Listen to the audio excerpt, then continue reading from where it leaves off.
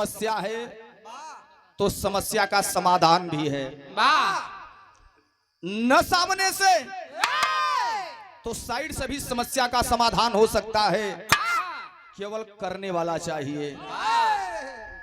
बिरहा का यही शीर्षक रहेगा, 100 साहित्य ने एक सुतार। बढ़िया से व्यवस्था मिल जाए, बढ़िया से जगह मिल जाए, बढ़िया से मौका मिल जाए तो काम हो जाले। 4 लाइन भूमिका में भाव है। तो मिल गया धूल में फूल है गर्व का, भूल कर भी ना हो जग में मगरूर कोई। प्यार के हाथ में हार हथियार है, भावनाओं के बस में ना हो चूर कोई। ललित लालसा की लगा करके लाली, अरे एक दिन तो बर्बाद होना पड़ेगा। दाग रिश्ते के दामन में लग जाएगी, मुंह छिपा कर जमाने में रोना पड़ेगा।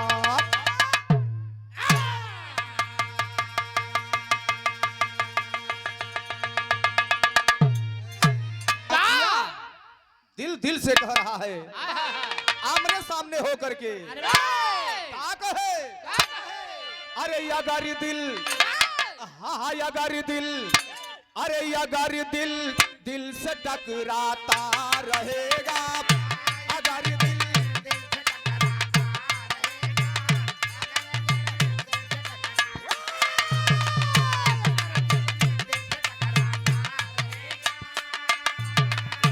अगर दिल दिल से टकराता रहेगा,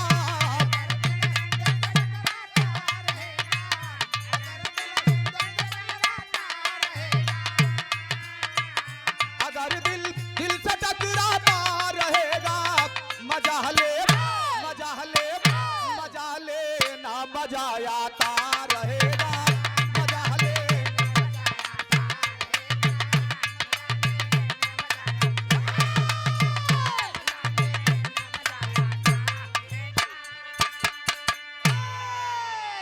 सीताराम भैया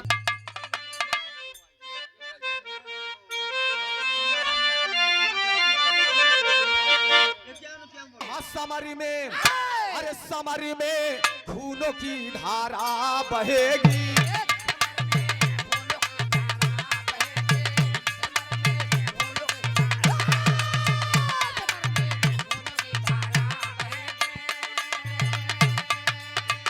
समर में खूनों की धारा बहेगी,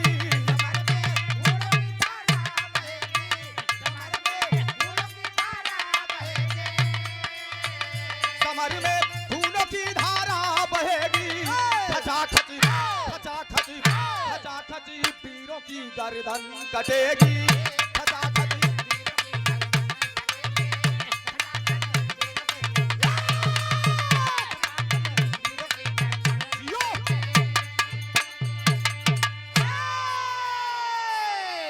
अरे भैया, यही से कहानी का शुरुआत बा हमार। कहानी बा कैसे?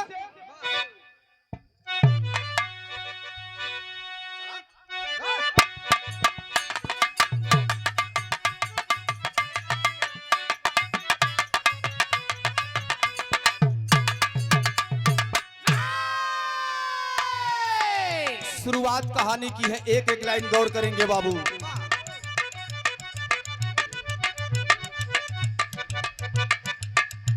कहना है, कहे है धर्मराज साहित्य बतावा भैया, कहे कि धर्मराज साहित्य बतावा भैया, होगी जीत कैसे हमके सुनावा भैया।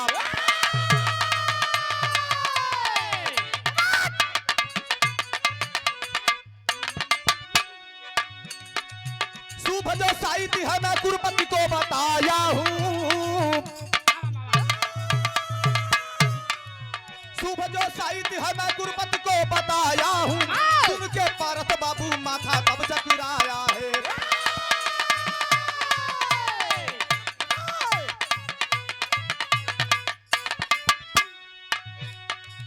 उपाय दूसरा कोई उपाय दूसरा कोई लगा हो ना हो भैया,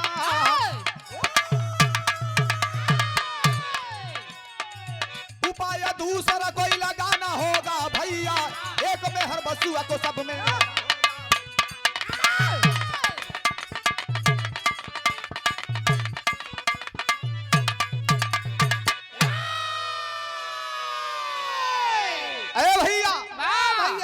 समय के बाद जो इसमें महाभारत का युद्ध छन गया, कौरव पक्ष की सेना एक तरफ और पांडव पक्ष की सेना एक तरफ। अरे वाह! और वही बिचवे में लोग सोचलन कि कोनो समय से कोनो साइड से लड़ाई छेड़ल जाओ, अरे वाह! युद्ध शुरू कइल जाओ, जौने से कि लड़ाई हमारे पक्ष में जीत जायल जाई, यह सोचत हुवन।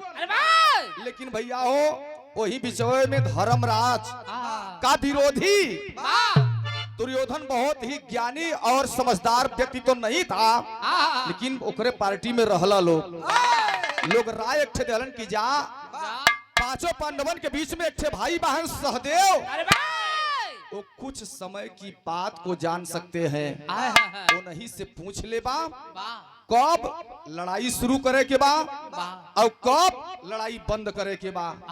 तो सहदेव जवन साइड बता दी है वह शुभ साइड पे लड़ाई करबा तो महाभारत का जीत सुनिश्चित हो जाई। भैया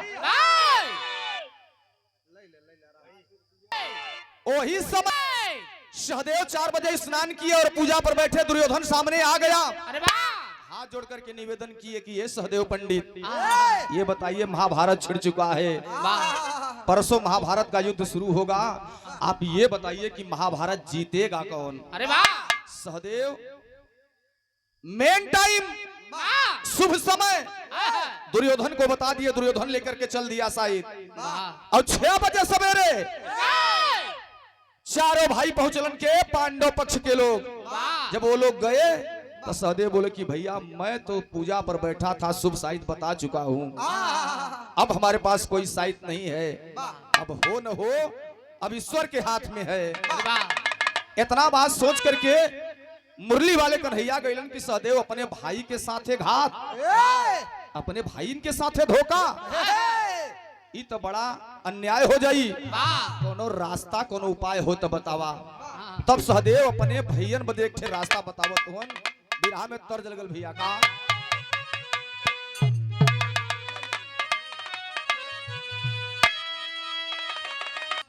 चला चला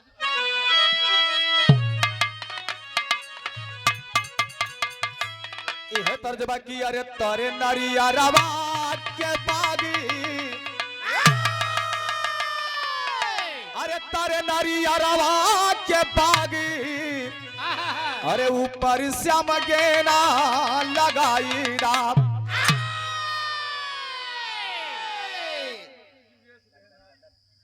और एक बतिया कहलन, का कहलन, अरे खोजी में हर बसुआ मनैया, अरे खोजी में हर बसुआ मनैया, ये भैया कहीं से लिया।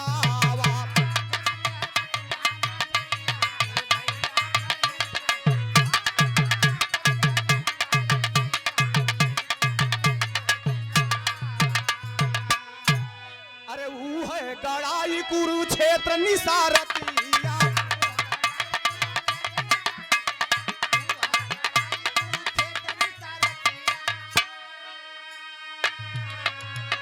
अरे वो से सुंदर भेटाई साइतिया,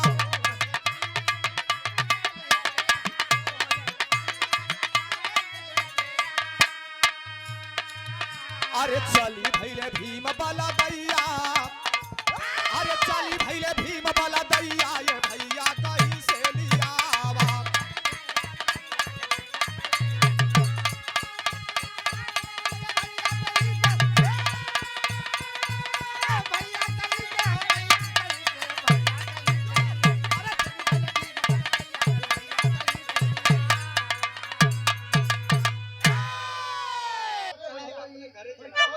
बैठ जा, सुन ला, बैठा सुना बैठा।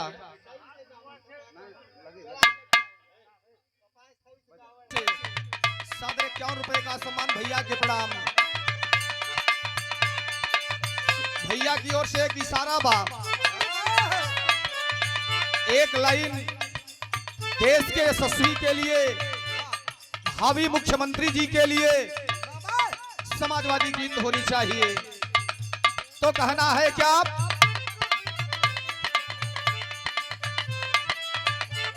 बाची न करत मनमानी, ना मानत पाकिस्तानी।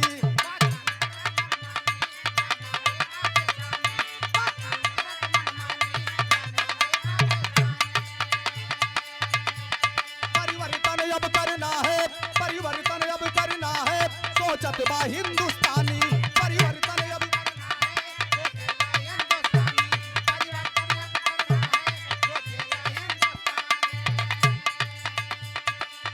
दिल्ली की गद्दी पे दिलेर चाहिए, दिल्ली की गद्दी पे दिलेर चाहिए, अखिलेश यादव जैसा शेर चाहिए।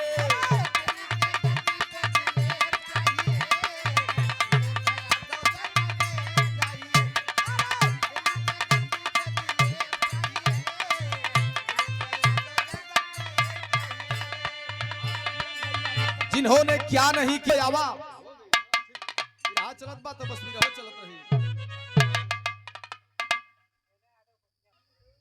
चाहिए। अब शायद नहीं बची है,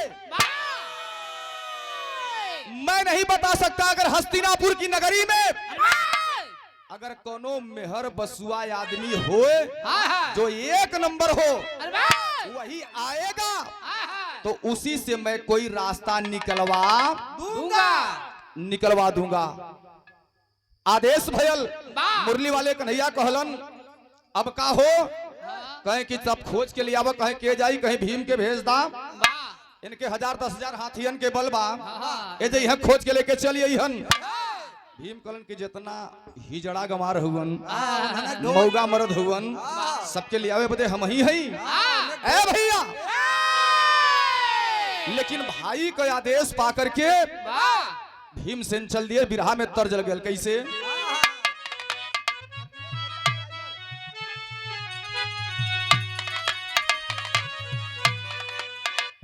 आदड़ी शिव कुमार भैया जेसीबी के ड्राइवर भैया की ओर से यह तर्जबा की, अरे छापारा सहरिया में अरबी के लाचा रखा हुआ की देवर मोरा जोगी रे भाई।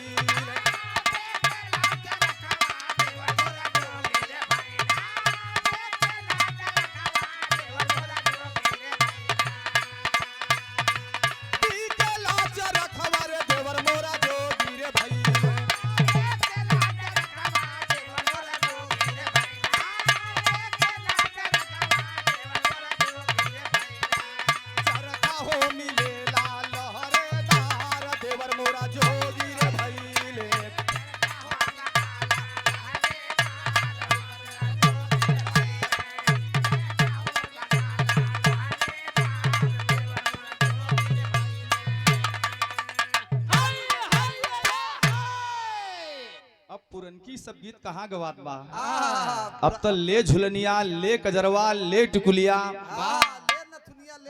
पुरनकी मजा बा तो नईकी में कहाँ बा। नेता तो नेता है, ऑल ओवर वर्ल्ड का सबसे बड़ा महाशक्ति देश जिसे अमेरिका कहा जाता है, अमेरिका के राष्ट्रपति ने भी पनाह मांग लिया। अरे ऐसा एक युवा लड़का भारत देश के उत्तर प्रदेश का मुख्यमंत्री बना है, जो एक ऐसी योजना लागू किया है जो कि घर बैठे डायल करो तो काल लखनऊ जाता है, लखनऊ से काल वापस रिटर्न जिले में आता है, और जिले में आने के बाद घटना स्थल पर पहुंच जाता है। ऐसा करने वाला वो युवा, उसका माथा कहाँ था, उसकी सोच कहाँ थी। क्या करेगा भैया, कन्या विद्या धन दिए, सारे समाज के लिए दिए। वो राजपूत नहीं देखे, ब्राह्मण नहीं देखे, गौतम नहीं देखे, बिंद नहीं देखे, यादव नहीं देखे, और लैपटॉप दिए, ये नहीं देखे कि किस वर्ग की बेटी है, किस वर्ग का बेटा है।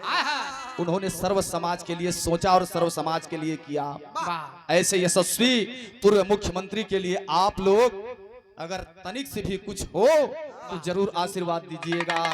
जय अखिलेश, जय समाजवाद, जय भारत, जय संविधान। सब भैया के नमस्कार प्रणाम। लेकिन ये भैया यही से भी रहा शुरुआत भइल कैसे?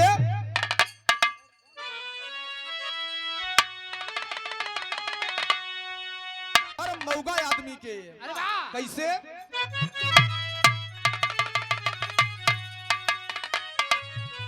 अरे गोड़ा भात दबाऊ रे मौगा, अरे हम के ना हवाऊ रे तो के ना तनी को बुझाला।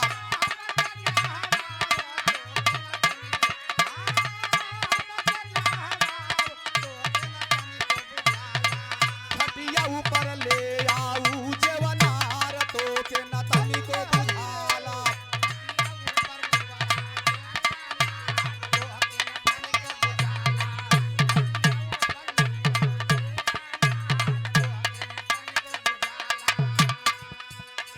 सुने बतिया भीम बंका,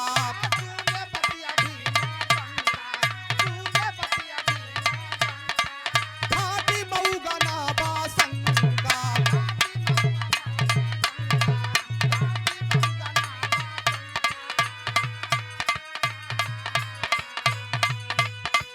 गाँवा में अगिया खोज चालल बा मऊगवा तो के न तनी को बुझाला।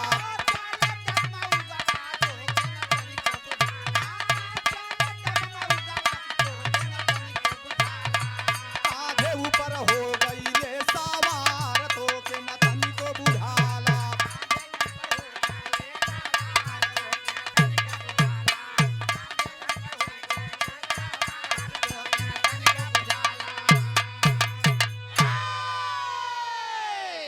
शहद में हर मौगा आदमी होए वाह उही के लिया यौगा तो उही से साइद बने।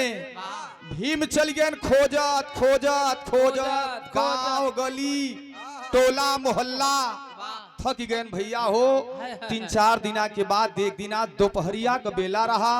वही दोपहरिया की बेला में एक नीमी का पेड़, वही नीमी के पेड़ के नीचे अब भीमसेन बैठ के अपन पसीना पोछत रहे। अरे वाह अब तब तक एक मर्द आई।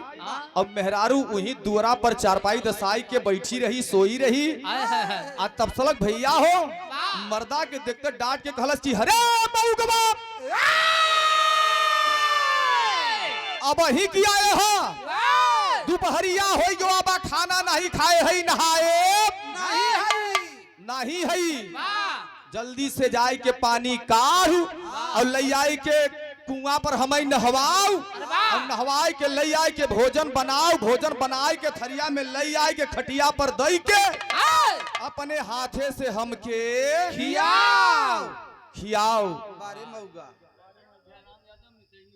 अरे वाह जब चलन तक टेरी के बात में कही पड़ा।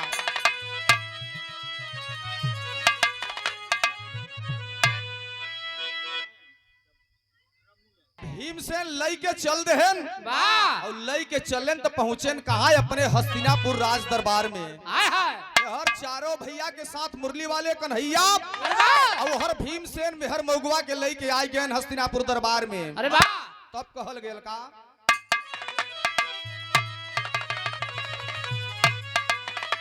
अरे अग्निया खोज में हर मऊगा, अरे छरक के धरे भीम भागे लागल मऊदिया।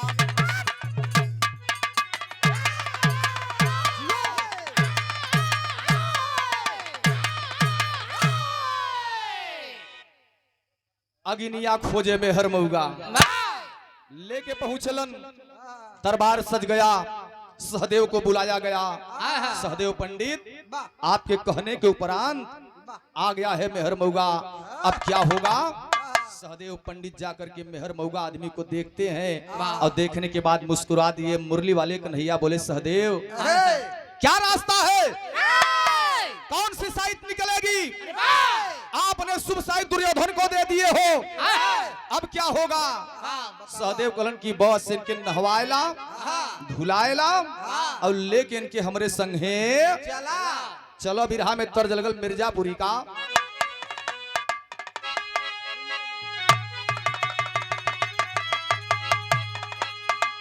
अरे सुनी कैला अरे बलमू, अरे सुन कैला बलमू की कचौड़ी गली सुन कैला बलमू। मिर्जापुर के कैला गुलजार हो, वाह कचौड़ी गली सुन कैला बलमू। अरे वाह बनारस में बा कचौड़ी गली सुन हो गयल, मिर्जापुर चली आयल रहल गफ्फार मियां, गफ्फार मियां। उनकर दुल्ही कहला। लेकिन भैया हो ई तो मिर्जापुर में गंगा के वह पार, लेकिन गंगा के यह पार एक ठे गांव बा जौने गांव का नाम बा गड़गेड़ी। गड़गेड़ी के बड़ा सुंदर कलाकार, अरे वाह रहे दे। बड़ा सुंदर कलाकार वाह बुद्धि चचा, बड़ा मठार के बड़ा सोहराय के गाँव है। अरे वाह का गाँव है?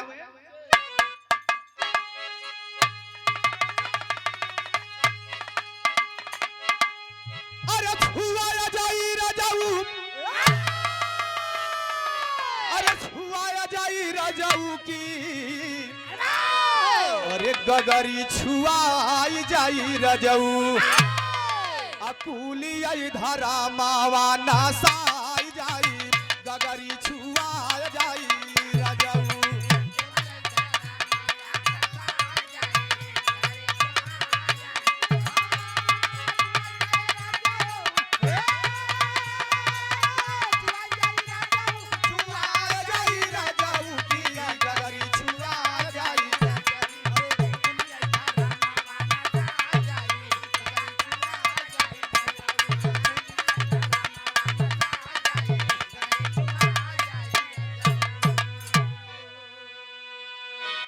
मेहर मौका आदमी नहवाई के धोवाई के स्वच्छ कई दिहा गवा। वाह पांचों भाई अर्जुन भीम नकुल सहदेव धर्मराज, वाह साथ ही साथे आगे मुरली वाले कन्हैया लई के मेहर मौगवा के चल देहन। अरे वाह चलेन कहा आहो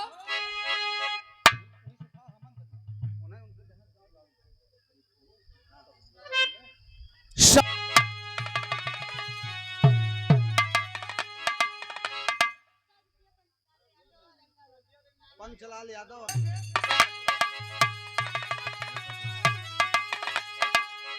अरे भीम सयलनिया, अरे भीम सयलनिया की, अरे चले बाबू भीम सयलनिया, अरे वही कुरुक्षेत्र के सीमानिया, चले बाबू भीम सयलनिया।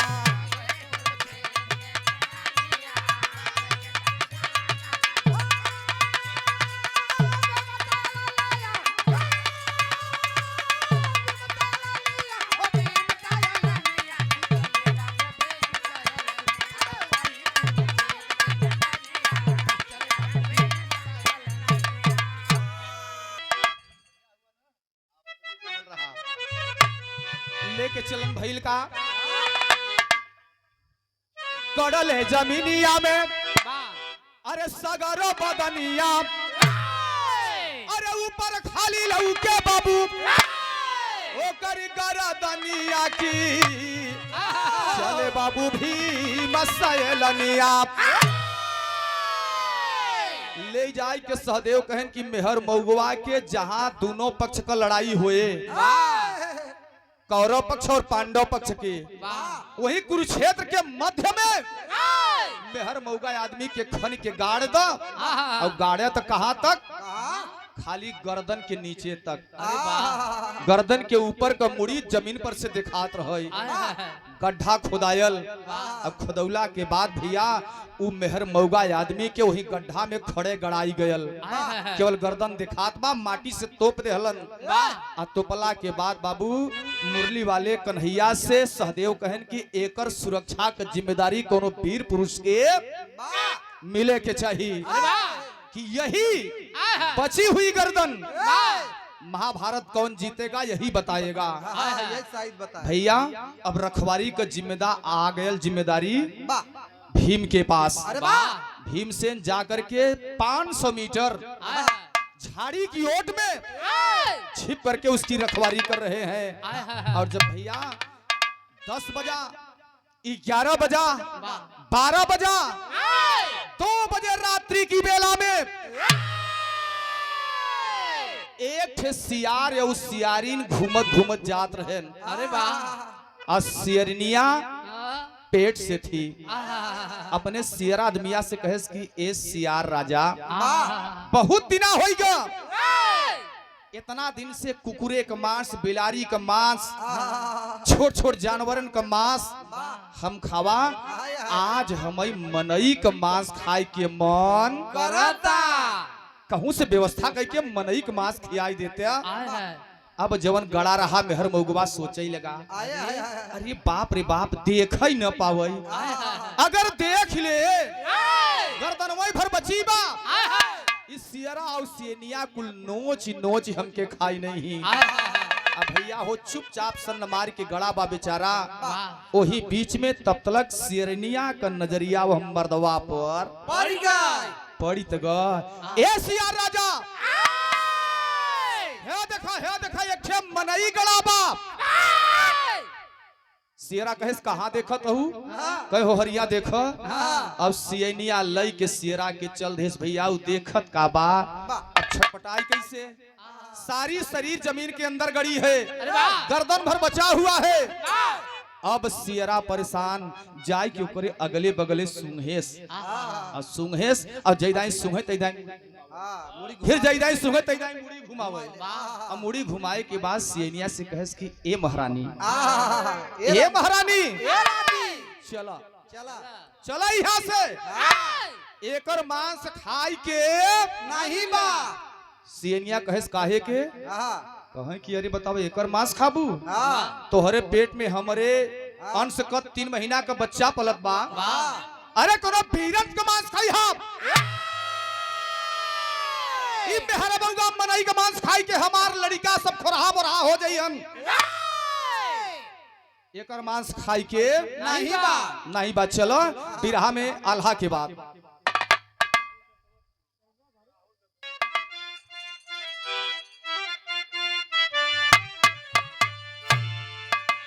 सियरा कहेस कि एकर मांस नहीं खाई बा, काहे बदे सुनत हूँ। 2 दिना बाद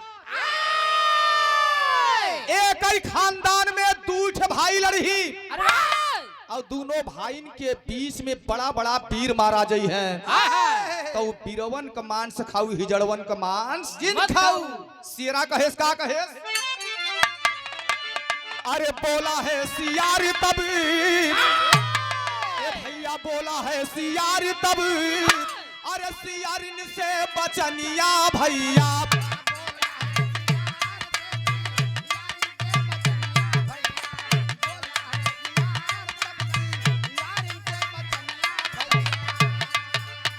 होता ही सबेरे होई जंगा घमासान,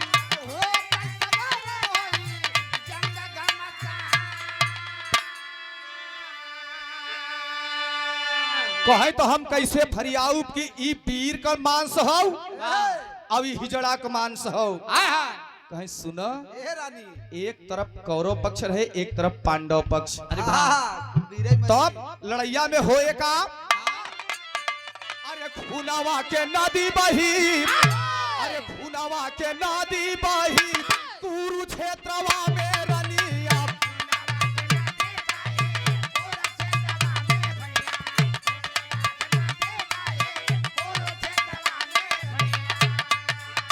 भाई अपने हाथे मारी, भाई अपने हाथे मारी, भाई एक जान,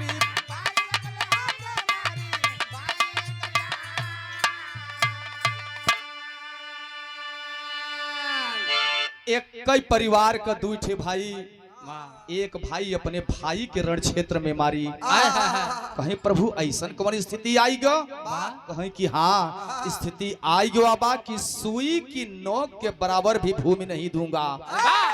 और बात चुप गई है कि अंधे का बेटा अंधा, वही से तो महाभारत छिड़ गयल। रंग महल में जहाँ पानी वहाँ पत्थल, और जहाँ पत्थल सरीका दिखाई देता वहाँ पानी। घबराई गए। दुर्योधन समझ नहीं पाया, और अंटे पर बैठी थी द्रौपदी, दुर्योधन जा रहा था, पत्थल में जहाँ पानी था वहाँ पैर रखा, वो गिर पड़ा। तब द्रौपदी हंस दी कि अंधे का बेटा, अंधा। बस वही से तो ओकरे दिल में चोट लग गयल। एक मेहरारू हमके ताना मारे से कि मैं अंधे का बेटा अंधा हूँ। अरे हमरे जैसन वीर तो या धरती पर नहीं, तो मेहरारू का जात हमके कहत बा।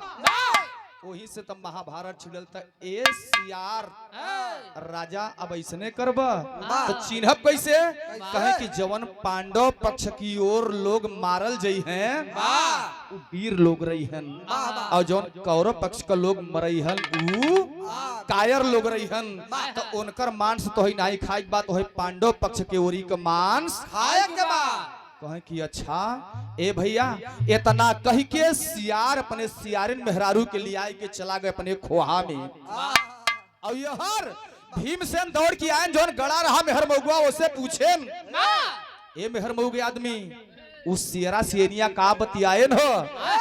तब वो मेहर मऊआ कहता कि ऐसे बताऊ न, पहले जल्दी से हमें निकाला। अब भीमसेन जल्दी से माटी हटाई के निकाल के पोखुरा पकड़ के उपारेन धड़ धड़ धड़ धड़ ऊपर बेचारा आयो लई के चल देन, कहन चलो हस्तिनापुर तो है ना बताऊ। अपने पहले भाई से भेंट करावा कि बताए के बाद हमें छोड़ देबे कि हमार को और हलाल करबे। भैया लेकर गए मुरली वाले कन्हैया, हाथ जोड़ कर खड़े हो गए। ए इंसान सारी बात बता दीजिए। तुम ओ मेहर मऊआ आदमी हिजड़वा बतौलस की सुना, उसी की जीत होगी जो कुरुक्षेत्र के मैदान में लड़ाई से पहले विजय पताका की पूजन करके ले जा करके कुरुक्षेत्र के मध्य में गाड़ देगा, उसी की विजय सुनिश्चित होगी। मुरली वाले कन्हैया धर्मराज से कहलन की सुन ले हला, कहलन की तब का करे के होई कान्हा? कहीं बस जवन ई कहलस और सियार सियनिया जवन बतौलन है वह कर्म कैदा तो साइत में से साइत बन जाए। पांचों भाई वही किए भैया, जा करके कुरुक्षेत्र में विजय का पताका मध्य में गाड़े। आ करके रात बीता, बिहान हुआ, मुरली वाले कन्हैया ने पांचजन्य शंख बजाया और लड़ाई छिड़ गई। तो सर्वविदित है बाबू जीत किसकी हुई? सियार और सियाइन वह पांडव पक्ष को मसीहा खिलन। सम्मान किया गया सादर 101 रुपए का आशीर्वाद बनपुरवा ग्राम सभा में। वह कैसे?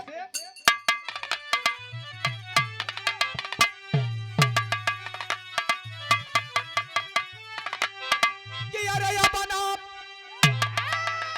मिली ये भैया, या बना मिली ये भैया, या बना मिली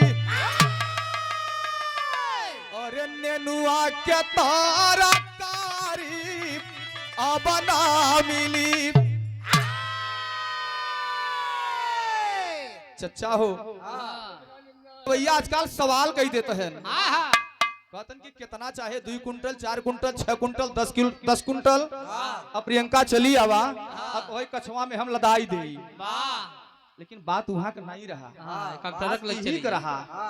जब सन 67 में बाढ़ आई रही चचा, जितना किनारे का जितना बोआ रहा सब्जी उब्जी सब बह के बुड़ी गया। तो उ दौर देख के पंधारी दद्दा गाय रहन कि नेनुआ का तरकारी अब न मिली। आजकल का गवैया जौने पान तबे मोह नोचे लगे। लेकिन एक चीज बड़ी ओरिजिनल गायन जौन आज यहाँ शिव कुमार भैया के यहाँ राजपति बाबू के दरवाजे पर एकदम लागू होत बा। का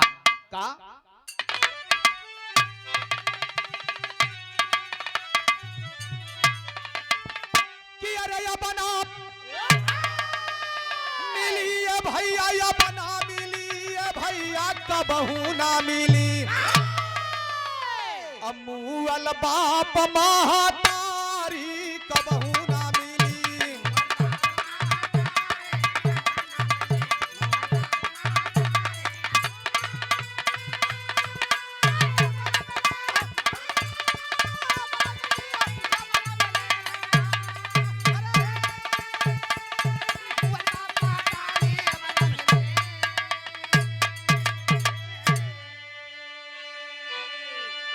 पंधारी दादा और माता चल जइहन, वाह। लेकिन एक बार माई बाबू इस दुनिया से चल जइहन तो दोबारा माई बाबू ना मिली है। ना मिलिहन भैया। तब माई बाबू का कदर करा।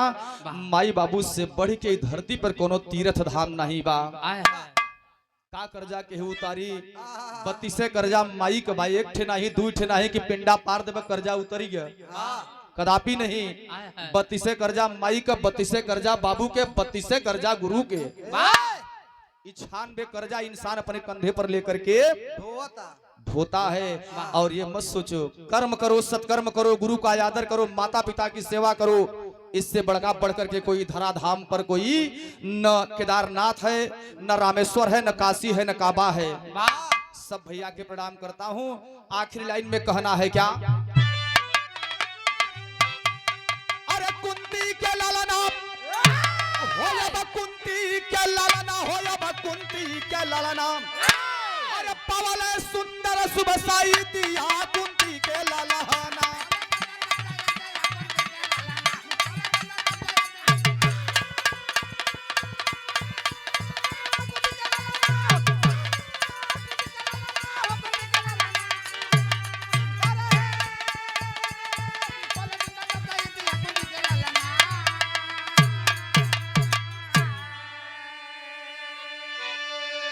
तो भैया हो, ऐसा कोई समस्या नहीं जिसका समाधान नहीं निकालने वाला होना चाहिए, करने वाला होना चाहिए। बस कर्म प्रधान विश्व करी राखा। कर्म करो। अगर कर्म नहीं, सुरेंद्र यहाँ कर्म नहीं करेंगे तो भैया लोगन के आशीर्वाद न मिलत, गायत न तो पैसा न मिलत, तो सबके नाइट न मिलत।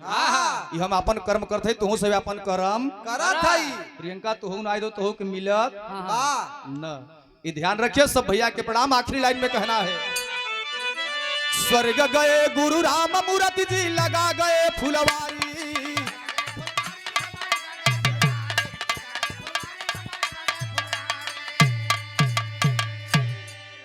अरे स्वर्गी दया राम के बगिया लहरी क्यारी क्यारी हो,